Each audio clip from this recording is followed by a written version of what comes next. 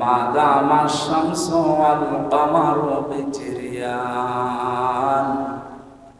One নাজমু wash শাজারু ইয়াসজুদান ওয়াস সামাআ রাফা'াহা ওয়া ওয়াদা'আল মিজান فقد قال الله تعالى في كلامه المجيد وبرهانه التوحيد أعوذ بالله من الشيطان الرجيم بسم الله الرحمن الرحيم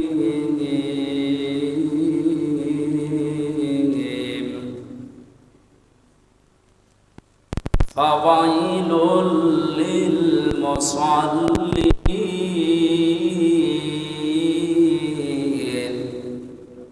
الذين هم عن صلاتهم ساهون الذين هم يراءون ويمنعون الماعون صدقت يا ربنا اللهم صل على محمد وآله وصحبه وبارك وسلم আলহামদুলিল্লাহ প্রশংসা আদায় করছি আমাদের মালিক মহান রব্বুল ইজ্জাত ওয়াল জালালের দরবারে, যিনি পবিত্র জমার দিন আযানের সাথে সাথে তার ঘর মসজিদে আসার তৌফিক আমাদেরকে ভিক্ষা দিবেন। আলহামদুলিল্লাহ। কোরআনে কারিমে আল্লাহ জানিয়েছেন, ইয়া আইয়ুহাল্লাযীনা আমানু ইযা নুদিয়া লিস-সালাহ মিন ইয়াউমিল জুমআতি ফাসআউ ইলা যিকরিল্লাহি ওয়া যারুল বাই' যালিকুম খায়রুল লাকুম ইন কুনতুম তা'লামুন। ওহে যারা ঈমানের দাবি করো, জমার দিন, বিশেষ করে জমার দিন যখন আযান দেওয়া হয়, দুনিয়ার কাজ কাম যত কিছু আছে সব বন্ধ করে নামাজের জন্য দৌড়াও। যালিকুম খায়রুল লাকুম, এটাই তোমাদের জন্য উত্তম, ভালো হবে, এটাই তোমাদের জন্য কল্যাণ হবে। ইন কুনতুম তা'লামুন, যদি তোমরা জানো। সম্মানিত মুসল্লিকরা, আমরা আয়াতটা পড়ার পরে কিছু বিষয় এখান থেকে নিতে চাই।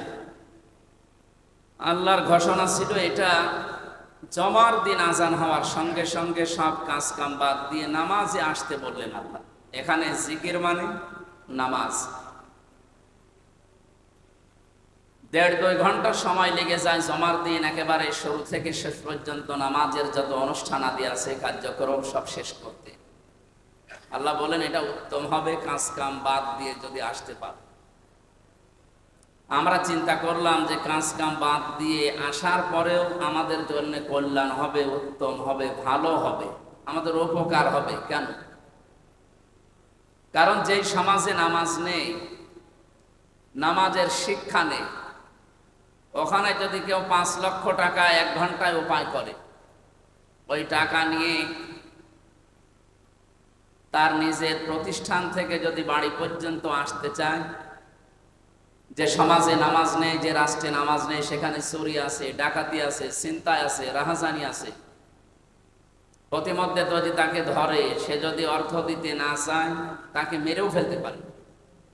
তার টাকা তো সম্পদ তো নেবেই, তাকে মেরেও ফেলতে পারে। কিন্তু যে সমাজে নামাজ আছে, নামাজের শিক্ষা আছে, ওই সমাজে যদি ও ঘন্টায় ৫ লাখ না ১০ লাখ টাকা উপায় করে বৈধ পন্থায়, এই টাকাগুলো নিয়ে তার প্রতিষ্ঠান থেকে যদি বাড়িতে যেতে চায়, তার মনের ভেতরে শুধু আল্লাহ বাদে আর কারো ভয় থাকার কথা না।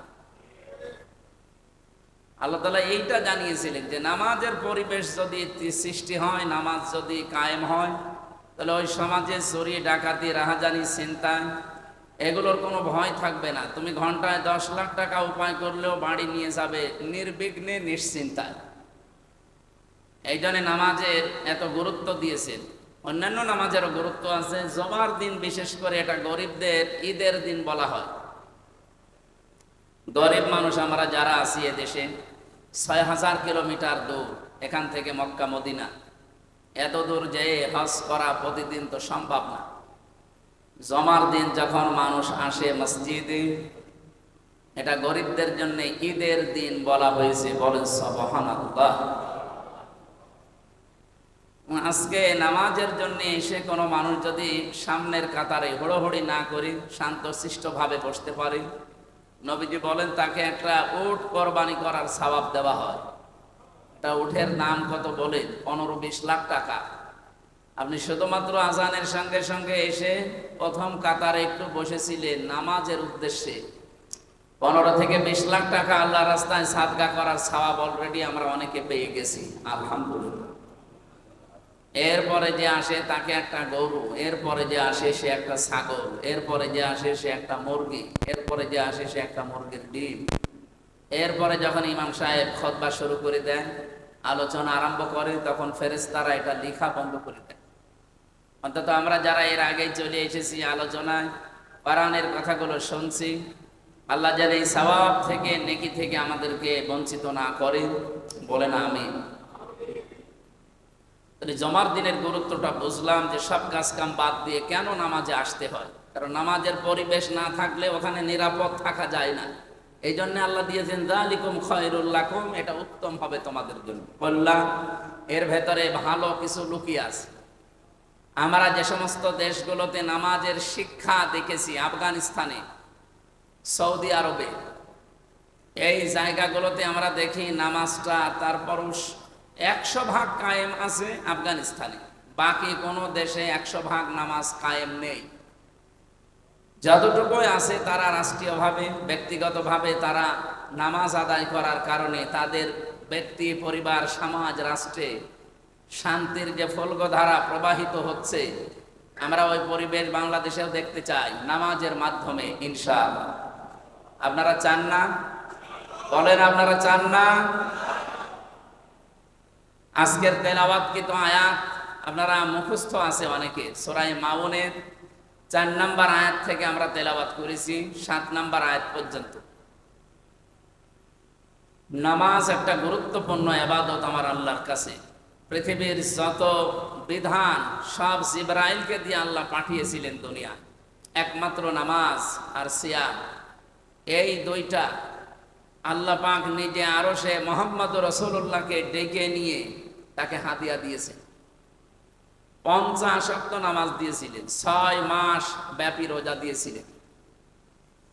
বিশ্বনবী যখন আসছিলেন আরশ থেকে, পথিমধ্যেই জালিলুল কদর নবী হযরতে মুসা পয়গম্বরের সাথে দেখা, ডাক দিয়ে বললেন, ইয়া রাসূলুল্লাহ সাল্লাল্লাহু আলাইহি সাল্লাম, আপনি আল্লাহর সাথে দিদারে গিয়েছিলেন, তার বাড়িতে মেহমান হয়ে কি দিয়েছে মেহমান হিসাবে? নবীজি আনন্দে বললেন, আল্লাহ আমাকে 50 ওয়াক্ত নামাজ দিয়েছে, 6 মাস ব্যাপী রোজা দিয়েছে। মুসা নবী ওই দিন বলেছিলেন, ইয়া রাসূলুল্লাহ, আপনার চাইতে আমার মর্যাদা সম্মান অনেক কম, কিন্তু অভিজ্ঞতা আপনার চাইতে আমার অনেক বেশি। কারণ আপনি দুনিয়ার জীবনে আমার পরে গিয়েছেন, আপনার আগে আমি দুনিয়ার জীবন শেষ করে এসেছি। বাস্তবতা আপনার চাইতে আমি অনেক ভালো জানি। আমি দেখেছি আমার উম্মতের উপরে মাত্র 1 ওয়াক্ত নামাজ ফরজ ছিল, এটাই তারা পড়তো না, এই তারা আদায় করে নাই, পালন করে নাই। আপনি 50 ওয়াক্ত পেয়ে আবার আনন্দে আছেন। আপনার উম্মত তো এত শক্তিশালী, এত মজবুত না। ফিরে যান, মহান আল্লাহকে বলেন তিনি যেন নামাজের সংখ্যা একটু কমিয়ে দেন। তিনি গেলেন, আল্লাহ 5 ওয়াক্ত কমিয়ে দিলেন। আবার যান, আবার কমিয়ে দিলেন। এভাবে কমাতে কমাতে 5 ওয়াক্ত এসে দাঁড়িয়েছে। হযরতে মুসা বললেন, ইয়া রাসূলুল্লাহ, আপনি আর একবার যান। বিশ্বনবী বলেন, মুসা, আল্লাহ আমাকে দিতে চায় আর আপনি খালি কমাতে চান, আমি আর যেতে পারবো না, আমার লজ্জা করে। যা পেয়েছে এটা আমার যথেষ্ট থাক, আমার উম্মত পারবে আমার আশা। 6 মাস রোজা দিয়েছিলেন, কমাতে কমাতে সে 1 মাসে দাঁড়িয়েছে। বিশ্বনবীকে আল্লাহ জানিয়ে দিলেন, হে রাসূল, আমি কিন্তু 50 অক্ত লিখে ফেলেছিলাম। যেহেতু আমার লিখিত কোনো জিনিস পরিবর্তন হয় না, ওয়াতাম্মাত কালিমাতু রাব্বিকা সিদকাও ওয়া আদলা লা মুবাদদিলা লিকালিমাতি ইলা আখিরি আয়াত। সূরা আনামের 115 নম্বর আয়াতের প্রথম অংশে আছে, আল্লাহ পাক বলেন, আমার যে কালাম, আমার কথা, এটা পরিপূর্ণ সত্য এবং ইনসাফ দিয়ে। 3 নম্বরে আমার কথা কোনোদিন রদ বদল হয় না, পরিবর্তন হয় না। আমি তো আপনাকে লিখেই দিয়েছিলাম 50 ওয়াক্ত নামাজ পড়া লাগবে, 6 মাস রোজা রাখা লাগবে। আপনার কনসিডারের কারণে আমি কমাতে পর্যন্ত এসে দাঁড়িয়েছি। আপনার উম্মতদেরকে বলবেন, তারা যদি এতটুকু আদায় করতে পারে, আমি 50 ওয়াক্ত নামাজের সওয়াব দিয়ে দেব। বিশ্বনবী এর জন্য পৃথিবীতে যত কিছুর গুরুত্ব দিয়েছেন, সবচাইতে বেশি গুরুত্ব দিয়েছেন 2টা জিনিসের। যেদিন তিনি ইন্তেকাল করবেন, ওই দিন ছেলের কথা, মেয়ের কথা, স্ত্রীর কথা, নাতির কথা বলেন নাই। তিনি বলেছিলেন, আসসালাত আসসালাত ওয়া মা মালাকাত আইমানুকুম আসসালাত। আমার উম্মতেরা জীবনে যাই করো, নামাজ ছেড়ে দিও না। আর অধীনস্থ লোক যারা আছে, এদের সাথে ভালো ব্যবহার করবা। জীবনের শেষ কথা ছিল তার এই 2টা। বাংলাদেশের বিভিন্ন প্রান্ত থেকে যারা এই মসজিদে 201 গম্বুজ মসজিদে এসেছেন নামাজ আদায় করার জন্য, কান খাড়া করে শোনেন, জীবনে যত কিছুই হয়ে যাক, নামাজ বাদ দেওয়া যাবে না।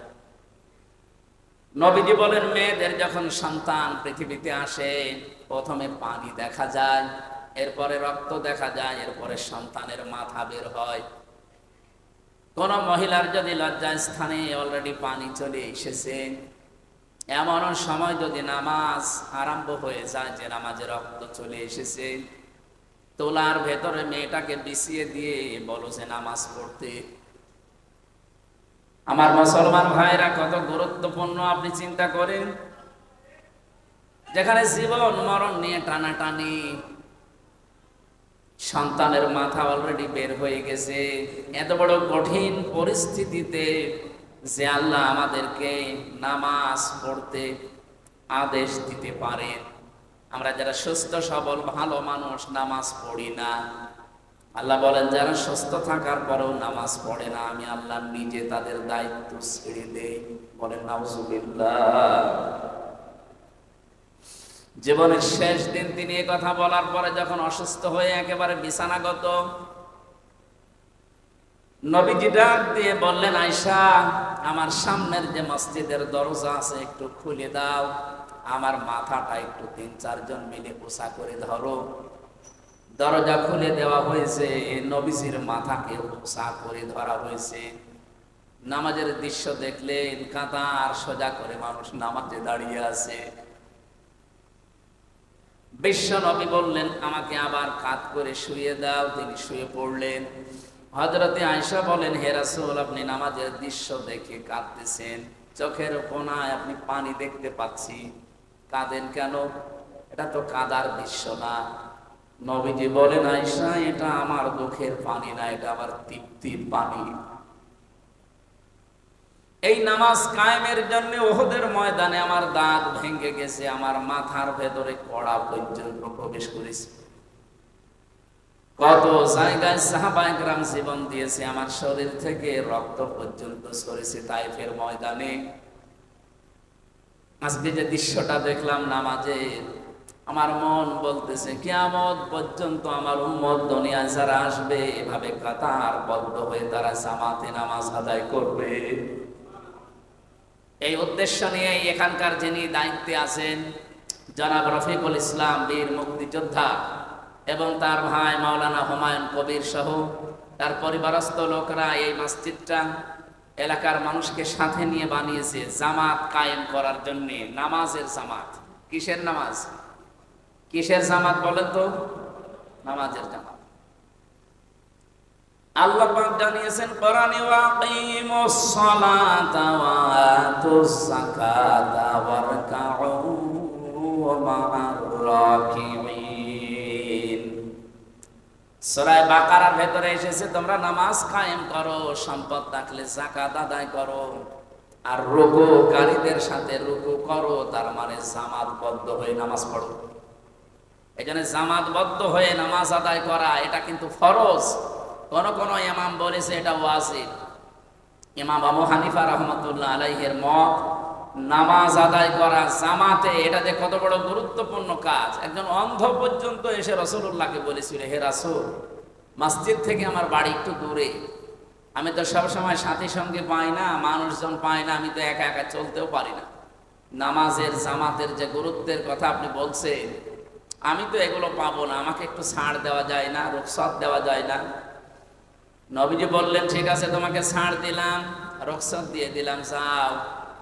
লোকজন না পেলে তোমার মসজিদে আসার দরকার নেই, বাড়িতেই নামাজ পড়ে নিও। হাদিস বর্ণনাকারী সাহাবী হযরত আবু হুরায়রা বলেন, লোকটা যখন হেঁটে চলে যাচ্ছিল অন্ধটা, নবীজি আবার তাকে ডাকলেন, জিজ্ঞাসা করলেন, তোমার কান ভালো আছে? বলে হ্যাঁ। তুমি কি আজান শুনতে পাও? বলে হ্যাঁ। আমার নাই চোখ খারাপ, কিন্তু কান তো আমার ভালো আছে, আমি মসজিদের আজান শুনতে পাই। নবীজি বললেন, মুয়াজ্জিনের আজানের জবাব দিবা, আর নিজের বাড়ি থেকে মসজিদ পর্যন্ত একটা রশি টাঙিয়ে রাখবা। নামাজের সময় হলে রশি ধরে ধরে এসে জামাতে হাজির হবা। একজন অন্ধকে পর্যন্ত নবীজি ছাড় দেননি, আর আমরা তো ভালো মানুষ, হাতে পায়ে ধরে আপনাদেরকে আমি বলি, কে কোন আদর্শ মানেন, দল করেন, ওটা এখন পরে। আল্লাহর বান্দা থাকতে চাইলে আপনাকে নামাজ মাস্ট বি পড়া লাগবে। নবীজি বলেন, কাফের বান্দা আর মুসলমান ইমানদার বান্দার ভেতরে পার্থক্য এই নামাজ। যে নামাজ পড়ে সে মুসলমান, আর যে নামাজ পড়ে না সে কাফের হয়ে গেল। বলেন নাউজুবিল্লাহ। কোরআনে কারীম জানিয়েছে, সূরা তাহা 132 নম্বর আয়াতে আছে, ওয়া'মুর আহলাকা বিস-সালাতি ওয়াসতাবির আলাইহা লা নাসআলুকা রিজকা নাহনু নারযুকুকা ওয়াল আকিবাতু লিত-তাকওয়া। হে নবী, আপনি নিজে নামাজ আদায় করেন, পরিবারস্থ লোকদেরকে আপনি আদেশ দিন তারাও যেন নামাজ পড়ে। আমি আপনার কাছে রিজিক চাই না, রিজিক আমি আপনাকে নিজেই দান করে থাকি। আর শুভ পরিণাম যারা মুত্তাকি, তাকওয়া অবলম্বন করে জীবন চালাবে, তাদের জন্য অপেক্ষা করছে। নবীজির প্রতি যত নির্দেশ ছিল এই পৃথিবীতে, আমি কোরআন পড়ে হাদিস পড়ে সবচাইতে বেশি গুরুত্বপূর্ণ নির্দেশ হিসাবে আমার নজরে এসেছে এই সালাত, এই নামাজ। এজন্য আহ্বান জানাবো, জীবনে আর যাই করে নামাজ ছেড়ে দেওয়া যাবে? অনেকে বলে আমি শেষ বয়সে নামাজ আরম্ভ করব। নামাজ ভালো কাজগুলো যখন শুরু করব, আগে অন্যায় কাজ ছেড়ে দেই, এরপরে নামাজ শুরু হবে না। খারাপ কাজ কোনদিন ছেড়ে দিয়ে নামাজ আরম্ভ করবেন, এটা শয়তান জীবনও আপনাকে সুযোগ করে দেবে না। আপনাকে অন্যায় কাজ করার পাশাপাশি নামাজ যদি আরম্ভ করেন, নামাজই আপনাকে অন্যায় কাজ থেকে বাঁচাবে। সাহাবী এসে বলে, হে রাসূল, একজন নামাজও পড়ে চুরিও করে, নামাজ পড়ে মিথ্যা কথা বলে। নবীজি বললেন, তাকে চুরি করতে দাও, নামাজ পড়তে দাও, অতি শীঘ্রই তার নামাজ তাকে অন্যায় কাজ থেকে বাঁচিয়ে রাখবে। বলেন সুবহানাল্লাহ। নবীজির এই কথার পরিপ্রেক্ষিতে আল্লাহ কোরআনে কারিমে আয়াত নাযিল করে ঘোষণা দিলেন, ইন্নাস সালাতা তানহা আনিল ফাহশাই ওয়াল মুনকার ওয়ালা যিকরুল্লাহি আকবার আল্লাহু ইয়ালামু মা তাসনাউন। অবশ্যই নামাজ, আল্লাহ শুধু সালাত দিতে পারতেন, ইন্না লাগিয়েছেন। বাংলার মুসলমানেরা, আল্লাহ যদি গ্যারান্টি দেয় কোন বিষয়ের, এর গুরুত্ব যে কত বেশি আমাদের মাথায় ধরবে না। আল্লাহ বলেন অবশ্যই নামাজ। মানুষদেরকে অন্যায় অশ্লীল অবৈধ কাজ থেকে বিরত রাখে। আর যত জিকির দুনিয়ায় আছে সব চাইতে বড় জিকির হচ্ছে নামাজ। তোমরা যা করো সব বিষয়ের খবর রাখেন কে? আরো জোরে বলেন কে? হযরতে মুসা নবীকে আল্লাহ যেদিন নবুয়ত দান করেন, কোন কথা তাকে আল্লাহ বলেননি, সর্বপ্রথমে নির্দেশ দিয়েছিলেন এইটা, ইন্নানি আনাল্লাহু লা ইলাহা ইল্লা আনা ফা'বুদনি ওয়া আকিমিস সালাতা লিযিকরি। অবশ্যই আমি আল্লাহ, আমি বাদে আর কেউ নেই, সুতরাং ইবাদত যদি করাই লাগে আমার ইবাদত করবা। ওয়ালা যিকরুল ওয়া আকিমিস সালাতা লিযিকরি, আর আমার স্মরণের জন্য, আমাকে মনে রাখার জন্য নামাজ কায়েম করবা। বাংলার মুসলমানেরা নামাজ এই জন্য গুরুত্বপূর্ণ একটা বিধান আল্লাহর পক্ষ থেকে এসেছে, সেটা আদায় করার জন্যই আমরা আজকে মূলত এখানে এসেছি। আমি এসেছি কুষ্টিয়া থেকে, কেউ এসেছে দিনাজপুর থেকে, চট্টগ্রাম থেকে, কত জায়গা থেকে আজকে টাঙ্গাইল, ভুয়াপুর, কি গোপালপুর, এই এলাকাতে 201 গম্বুজ মসজিদে যারা আসলেন, আর একবার খুশি হয়ে বলেন আলহামদুলিল্লাহ। জাহান্নামে যাওয়ার যত কারণ আছে, আমি পড়া কোরআন শরীফের ভেতরে যত কারণ পেয়েছি জাহান্নামে মানুষ যাবে, তার ভেতরে অন্যতম কারণ হচ্ছে নামাজ ছেড়ে দেওয়া। কেউ যদি নামাজ ছেড়ে দেয় সে যে জাহান্নামে যাবে, এটা আল্লাহর ফতোয়া, সূরা মুদ্দাসসিরে আছে।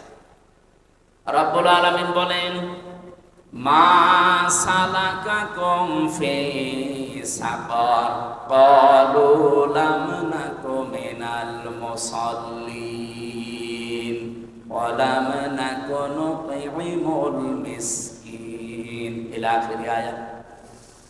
বাংলার মুসলমানের একটু খেয়াল করেন, এখানে এতদিন আয়াত শুনেছেন আপনি, কিন্তু আজকে নতুন ভাবে শুনবেন। আল্লাহ বলেন জাহান্নামের ফেরেশতা মালিক, দারওয়ান যিনি দাঁড়িয়ে আছে গেটে, এই সাকার নামে একটা দরজা আছে জাহান্নামের, এটা ভয়ঙ্কর একটা দরজা। এখানে যত মানুষ যাবে ফেরেশতা জিজ্ঞাসা করবে, কেন জাহান্নামে আসলেন? এই জায়গাটা তো ভালো না।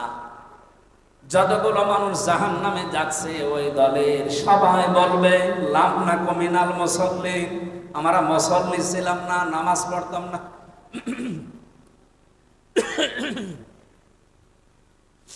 মুসলমান ভাইরা বলেন তো, এখানে ক্বালু, যারা গ্রামার বসে আরবি আলেমরা, এখানে আল্লাহ কোন মানুষকে নির্দিষ্ট করে বলেন নাই যে যে মুসলমান নামাজ পড়ে না, যে হিন্দু নামাজ পড়ে না, যে খ্রিস্টান নামাজ পড়ে না, এ কথা নেই। যেহেতু আল্লাহ ক্বালু লাম নাকু মিনাল মুসাল্লিন দিয়েছেন, যারা নামাজ পড়ে না তারা সবাই এক বাক্যে এই কথা বলবে যে জাহান্নামে সাকারে এসেছি, আমরা নামাজ পড়তাম না। তাই আমার প্রশ্ন হচ্ছে, ইহুদিরা নামাজ পড়ে? জবাব দেন না।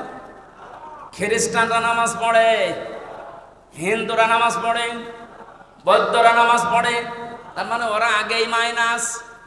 এ কথাটা আল্লাহ জানাতে চেয়েছেন মুসলমানদের ভেতরে যারা দাবি করে কিন্তু নামাজ পড়ে না, এরা যে জাহান্নামে সাকারে যাবে। আর কারো ফতোয়া লাগবে? এই জন্য আশা করছি জীবনে যত কিছু হয়ে যাক, নামাজ বাদ দেওয়া যাবে না। বিশেষ করে ফরজ নামাজ, আপনি সময়ের অভাবে যদি সুন্নত নফল নামাজগুলো পড়তে না পারেন পরবর্তীতে পড়ে নিয়েন, কিন্তু ফরজ নামাজ মাস্ট বি, এটা পড়াই লাগবে। মুসা আলাইহিস সালামের জামানায় আল্লাহ একবার মুসাকে আদেশ দিলেন, একজন কামারকে সুসংবাদ জানাও, সে আল্লাহর জান্নাতি। হযরতে মুসা আবেগপূর্ণ নবী ছিলেন, কিছু শুনলে শুধু জিজ্ঞাসা করতেন। ডাক দিয়ে বলে, রব্বুল আলামিন কি এমন কাজ করে যে তারে জান্নাতের সুসংবাদ দেওয়া লাগবে? আল্লাহ বলেন, একটু যাও, বাজারের ভেতরে কামার বিভিন্ন জিনিস তৈরি করছে লোহা লক্কর পিটিয়ে। উনি বাজারে গেলেন, দেখলেন এক কোনায় কর্নারে এই লোকটা লোহা লক্কর পিটিয়ে সোজা করছে আর দা খুন্তা গোড়াল এগুলো বানাচ্ছে। অনেকক্ষণ লক্ষ্য করে দেখলেন, দেখি লোকটা করে কি, তাকিয়ে দেখলেন ওই জামানায় যেহেতু এক ওয়াক্ত নামাজ ছিল, নামাজের সময় হয়েছে, আমাদের যেমন আযান দেওয়া হয়, ওই জামানায় হয়তো ওইরকম একটা সিস্টেম ছিল। যেই নামাজের সময় হয়ে গেছে, ওর মগর ছিল মাথার উপরে, লোহা পিটাচ্ছিল, আবার তুলছিল, আবার পিটাচ্ছিল। নামাজের সময় হওয়ার সঙ্গে সঙ্গে লোহাটা ছিল মাথার উপরে, মগর দিয়ে পিটাবে না, পেছন দিকে ফেলে দিয়ে তাড়াতাড়ি করে নামাজে দাঁড়িয়ে গেছে। হযরতে মুসা দৃশ্য দেখার পরে বলে, রব্বুল আলামিন, আমি বুঝতে পেরেছি তোমার বিধান পালন করার জন্য যে লোকটা এত বেশি পাগল, তাকে তুমি জান্নাত না দিয়ে পারো না। আপনার আমারও জীবনের এটা আল্লাহ দেখবেন। কত মানুষ দোহাই দেয় যে আমার কাজকর্ম এত বেশি, আমি নামাজ আদায় করতে পারি না রাষ্ট্রের দায়িত্ব পালনের জন্য। আপনি বিশ্বাস করতে পারেন, আপনি জাহান্নামে যদি যান, একা একা থাকবেন না, আপনার সাথে জাহান্নামে থাকবে ফেরাউন। কে বলেন বলেন? রাষ্ট্রের দায়িত্বে ছিল, আল্লাহর বিধান মানে নাই। আপনিও রাষ্ট্রের দায়িত্বের দোহাই দিয়ে আল্লাহ না সময় পান না। এই জন্য রাষ্ট্রের দায়িত্বে থেকে যারা নামাজ পড়তে পারেন না, নামাজের শিক্ষা নিতে পারেন না, আপনি বিশ্বাস করতে পারেন আপনি জাহান্নামে যাবেন, আর আপনার সঙ্গী হবে ফেরাউন আর নমরুদ, সাদ্দাত। বলেন নাউজুবিল্লাহ। যারা দেশের দায়িত্বে আছেন, মন্ত্রিত্ব চালান, যারা এমপি হবে সামনে, এই মানুষগুলো যদি বলে আমার এত বড় বড় দায়িত্ব দিয়েছে দেশের, আমি পড়তে পারি না নামাজ, সময় পাই না, কিয়ামতের দিন তাদের হাসর হবে হামানের সাথে। কারণ হামান মন্ত্রী ছিল। আমার তো মনে হয় বাংলার বহু মন্ত্রী কিয়ামতের দিন জাহান্নামে হামানের সাথে থাকবে। আগামীতে এরকম মন্ত্রী আমরা দেখতে চাই? বলেন। আমরা তো এমপি মন্ত্রী এমন চাই যারা কোরআন বুকে নিয়ে সংসদে যে নামাজের বিল আগে আনবে। এরকম এমপি, এরকম মন্ত্রী চান না? আল্লাযীনা ইম্মাক্কান্নাহুম ফিল আরদি আকামুস সালাহ।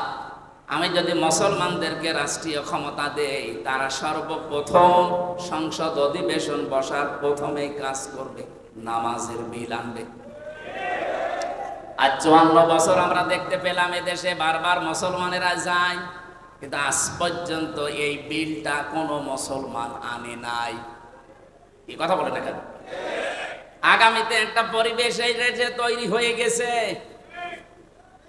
একজন হিন্দু মহাজোটের মহাসচিব গোবিন্দচন্দ্র পরামানিক কয়েকদিন হলো উনি জানিয়েছে, দেশ 54 বছর তো দেখলাম যারা আশা দিয়েছে আমাদের কাঙ্ক্ষিত মানের শান্তি দিতে পারে নাই।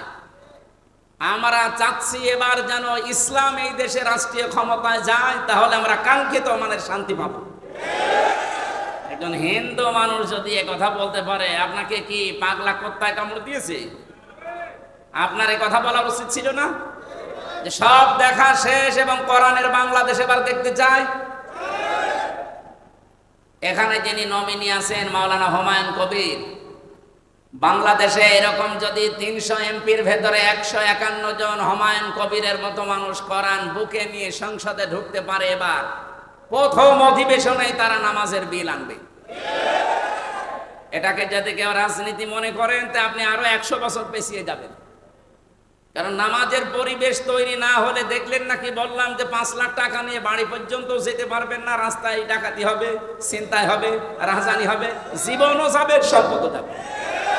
তো নামাজের পরিবেশ যেখানে আছে, আপনি আফগানিস্তানে যান, কোনো ভয় নেই আল্লাহর ভয় বাদে। আপনার টাকা 20 লাখ না 20 কোটি টাকা যদি আপনি নিয়ে যান বাড়িতে, শুধু আল্লাহর ভয় ভেতরে থাকবে, চুরি ডাকাতি ছিনতাই রাহাজানির কোনো ভয় নেই। আমরা ওইরকম একটা দেশ গঠন করতে চাই যেখানে আল্লাহর ভয় ছাড়া কোনো ভয় থাকবে না। একটা যুবতী মা, যুবতী মেয়ে বাংলাদেশের টেকনাফ থেকে তেঁতুলিয়া পর্যন্ত, সে নিজের ইচ্ছায় চলবে। তার যত সম্পদ শরীরের ভেতরে থাক, তার ভয় থাকবে শুধু ভেতরে আল্লাহ। কার? অন্য কোনো ভয় তার ভেতরে আর জায়গা পাবে না, কারণ সেরকম পরিবেশ তৈরি করা হবে ইনশাআল্লাহ। আমার ভাইরা, এখানে রাষ্ট্রের দায়িত্ব থাকার দোহাই দিয়ে যারা এতদিন নামাজ পড়েননি, আগামীতে কেউ যদি রাষ্ট্রের দায়িত্বে পান, বিশেষ করে এমপি, মন্ত্রী, উপজেলা চেয়ারম্যান, ভাইস চেয়ারম্যান, মেয়র, এরা যারা দায়িত্ব পাবেন, কোনো দোহাই চলবে না, নামাজ আপনাকে পড়তে হবে। আমরা বাংলাদেশে 300 এমপি যদি এরকম পেতাম যে যারা নামাজ পড়াতে পারে, আমার মনে হয় এই দেশে অনেক দুর্নীতি কম হয়ে যেত। এক একজন এমপির আন্ডারে যত বাজেট হয়, আমি এই দেশ সম্পর্কে যতটুকু জানি, সেদিন এক রাজনীতিবিদ আমাকে বলছিল যে আমি সারা জীবন রাজনীতি করছি, আমি দেখেছি এই দেশে যত বাজেট হয় রাস্তার কালভার্টের জন্য, এই টাকাগুলো 100 টাকা বাজেট হলে 3 টাকা খরচ হয়, আর 97 টাকা উপর থেকে নিচ পর্যন্ত আসতে আসতে আল্লাহর বান্দারা খেয়ে ফেলে। বলেন তো, এই যে রাস্তাটা, এটা 100 টাকা দিয়ে বানালে 100 বছর যাওয়ার কথা, যদি 3 টাকা দিয়ে বানায় 3 বছর, আর 3 বছর পরে দেখবেন রাস্তা হয়ে গেছে ডেলিভারি রোড। কথা বলে না কেন? আমার মনে হয় এই গোপালপুর থেকে যদি হাসপাতাল পর্যন্ত কোনো মেয়ে লোকের পেটে সন্তান থাকে 8 মাস, 9 মাস, 10 মাস, পরে যদি নিয়ে যান, এমন এমন রাস্তা আছে ও হাসপাতালে যাওয়ার আগেই সন্তান রাস্তায় হয়ে যাবে। অনেকে আবার বলছে এটাও তো ভালো, খরচ তো বেশি গেল। কত বড় শয়তান!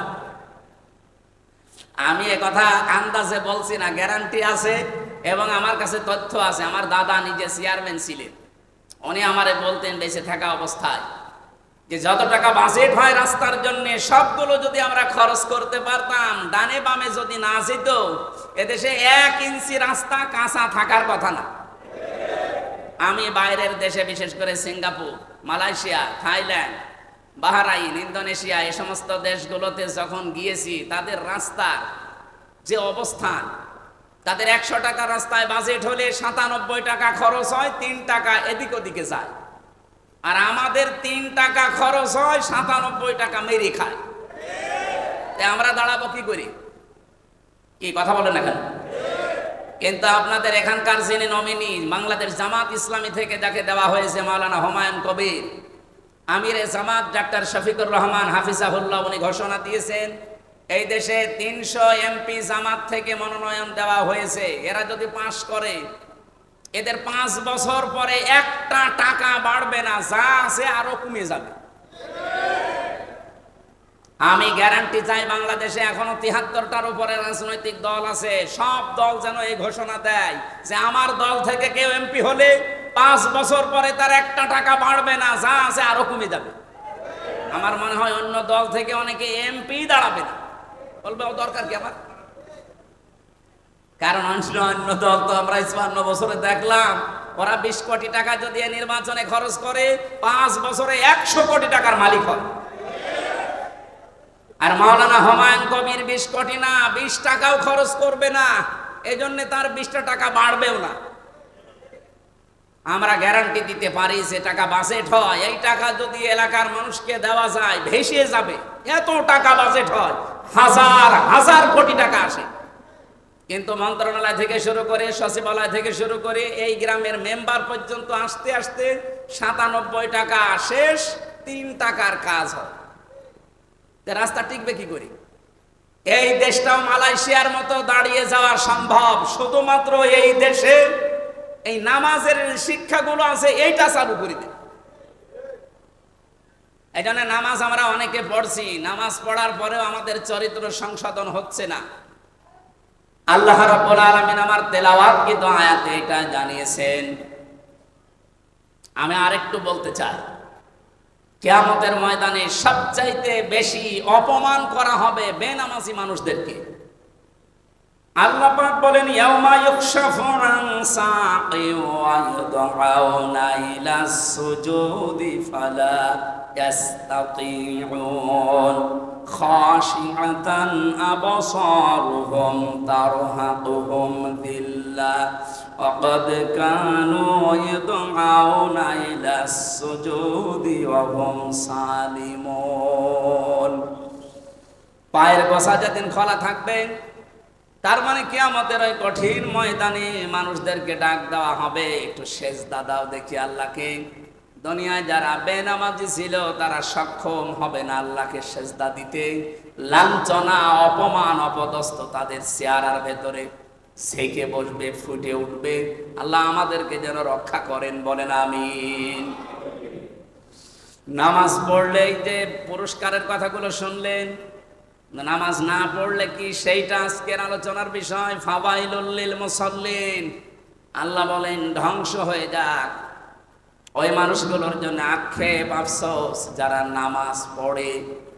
এতক্ষণ তো না পড়লে কি হয় শুনলেন, এখন শুনছি নামাজ পড়লেও সমস্যা।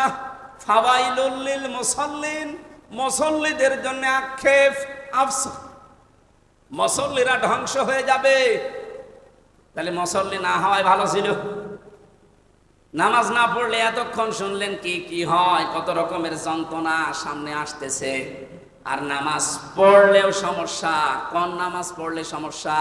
আল্লাযীনা হুম আন সালাতিহিম সাহুন, ওই নামাজিগুলোর জন্য ধ্বংস, ওই নামাজিগুলোর জন্য আক্ষেপ, আফসোস যারা নামাজ সম্পর্কে উদাসীন, বেখবর। সাহুন শব্দের ব্যাখ্যা আমি তাফসিরে পেয়েছি চারটা, এদিকে তাকান। এই পৃথিবীতে যারা নামাজ পড়ে কিন্তু চারটা বিষয় তারা মানে না, ওই মানুষগুলো নামাজ পড়েও ধ্বংস হবে, জাহান্নামে যাবে। এক নম্বরে নামাজের ভেতরে যাদের খুশু খুজু নেই। প্রশ্ন আসতে পারে, খুশু খুজু এটা কি? নামাজের ভেতরে মন তৈরি করা। নবীজি বলেন মানুষ যখন নামাজে দাঁড়াবে সে যেন এই মনে করে দাঁড়ায় যে আমি আল্লাহর সামনে দাঁড়িয়ে আছি, আমি আল্লাহকে দেখতে পাচ্ছি। কান্না কাতারহ, যদি সে দেখতে না পায় সে যেন এই বিশ্বাস নিয়ে নামাজে দাঁড়ায় যে আল্লাহ আমাকে অবশ্যই দেখতে পাচ্ছে। আমার তো মনে হয় পৃথিবীর কোনো ইবাদত আর লাগার কথা না, শুধু নামাজই যথেষ্ট হেদায়েত পাওয়ার জন্য। আপনি যদি এই মন নিয়ে দাঁড়াতে পারেন যে আমি আল্লাহকে দেখতে পাচ্ছি, যেমন হযরতে তালহা রাদিয়াল্লাহু তাআলা আনহু পেয়েছিলেন। তিনি নামাজে দাঁড়িয়ে আছেন, তার বাচ্চাটা, ছোট্ট বাচ্চা খেলা করছিল। পাহাড়ি এলাকা থেকে একটা সাপ এসে জড়িয়ে ফেলেছে। নামাজ শেষ পর্যন্ত নামাজে আছে, স্বামী নামাজে আছে, স্ত্রী চিন্তা করলেন রাখা যাচ্ছে না, কি করা যায়। আশপাশের লোকজন নিয়ে এসে সাপটাকে মেরে বাচ্চাটাকে বিপদ মুক্ত করে বসে আছে। নামাজ শেষ করে তিনি জিজ্ঞাসা করলেন, স্ত্রী এতগুলো মানুষ বাড়ির ভেতরে কি করেন? হযরতে তালহার স্ত্রী বলে, স্বামী আমার, আপনি যখন নামাজে দাঁড়িয়েছিলেন একটা সাপ এসে জড়িয়েছিল বাচ্চাটাকে, আপনি নামাজে আছেন এই জন্য আপনাকে ডাকি নাই। আমরা সাপটাকে বিপদ মেরে ফেলেছি, বাচ্চাটাকে বিপদ মুক্ত করেছি। এতগুলো কাজ সব যে আপনার চোখের সামনেই তো ঘটতেছে, আপনি কিছুই কি টের পাননি?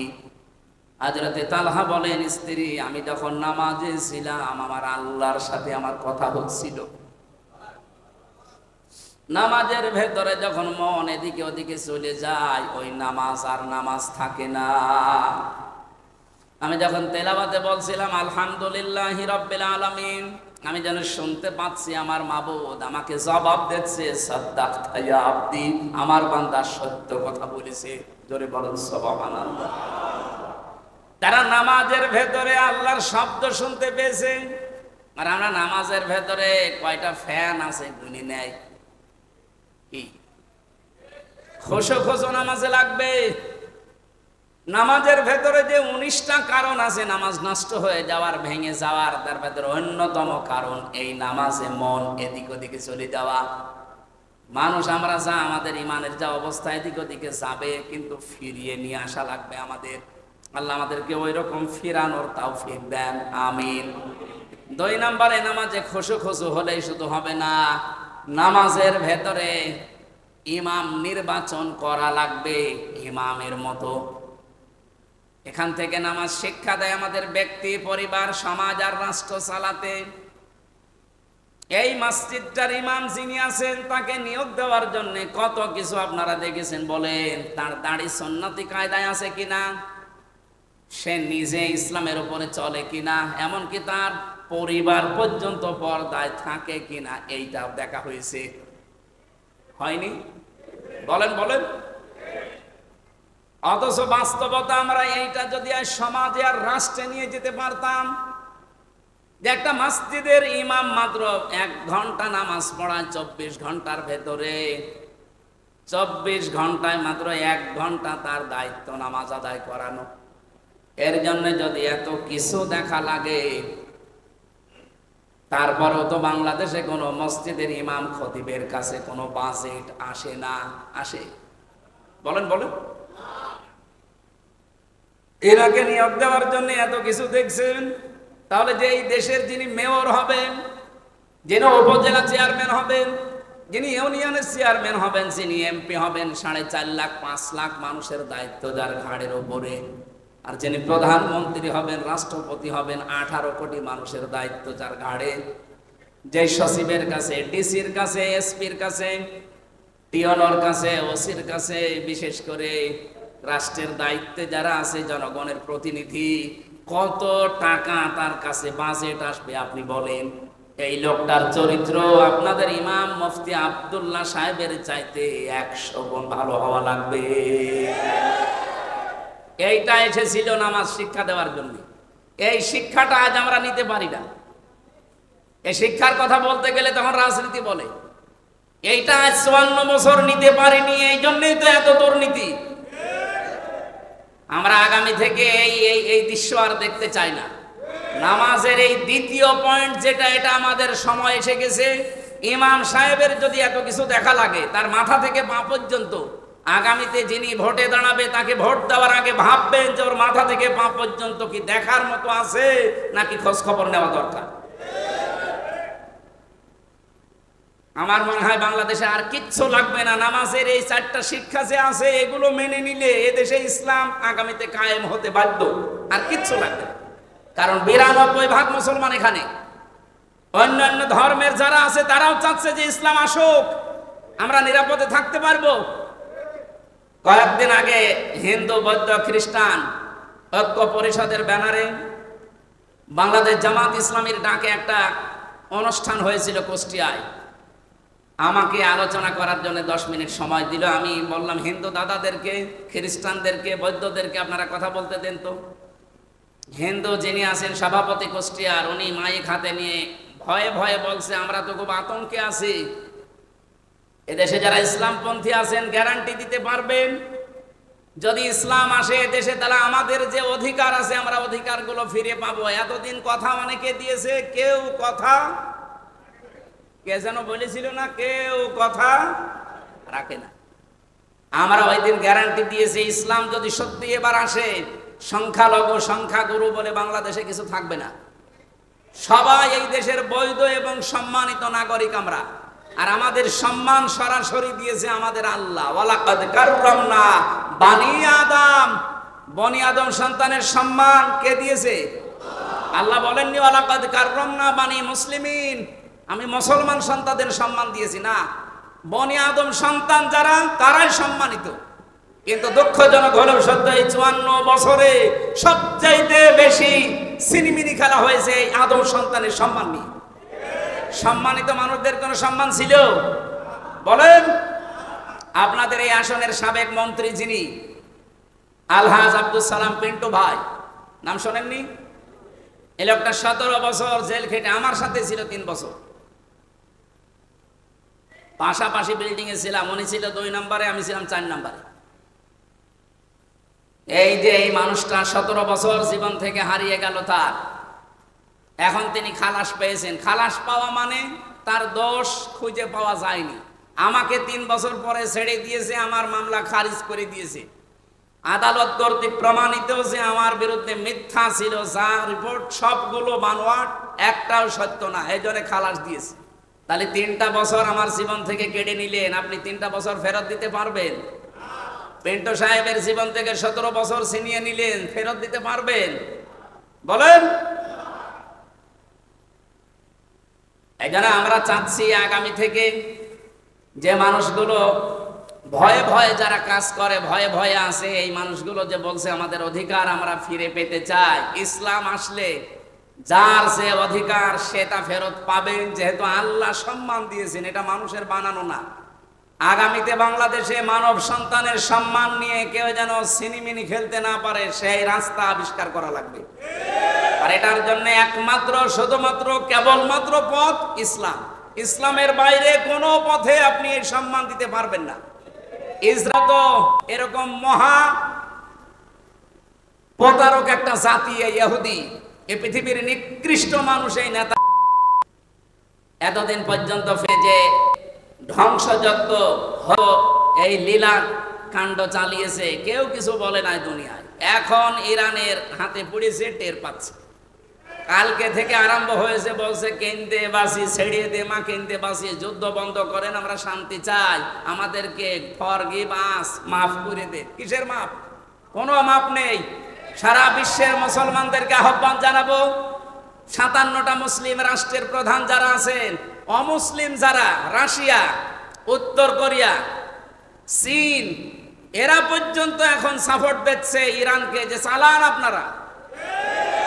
তারা মানবিকতার কারণে যদি সাপোর্ট দিতে পারে, আমরা ইমানের কারণে 57টা মুসলিম দেশ সাপোর্ট দিতে পারবো না?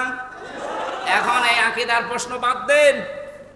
সব সময় আমরা থাকবো জালেমের বিরুদ্ধে, মাজলুমের পক্ষে।